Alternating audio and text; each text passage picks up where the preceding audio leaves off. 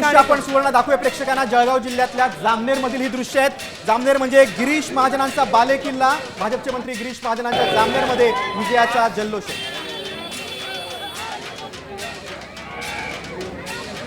जळगाव जिल्ह्यातल्या जामनेर मधील आपण भाजपच्या कार्यकर्त्यांची दृश्य बघतोय। विजयाचा गुलाल उधळला जातोय। जामनेर मधली दृश्य भाजपच्या कार्यकर्त्यांनी विजयाचा गुलाल उधळलेला आहे। जल्लोष भाजपच्या कार्यकर्त्यांकडून साजरा केला जातोय। तर काही वेळापूर्वी गिरीश आपण बघितलं होतं धाराशिवमध्ये राणा जगजितसिंह पाटील यांच्या कार्यालयात कुठलाही निकाल येण्यापूर्वी गुलालाची पोती आणून ठेवली होती। जामनेरमध्ये गुलाल उधळला जातोय भाजपच्या कार्यकर्त्यांकडून।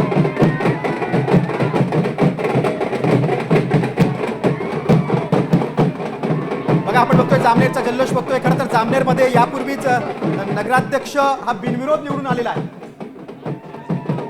संपूर्ण जळगाव जिल्हा हा मंत्री गिरीश महाजन यांचा बालेकिल्ला।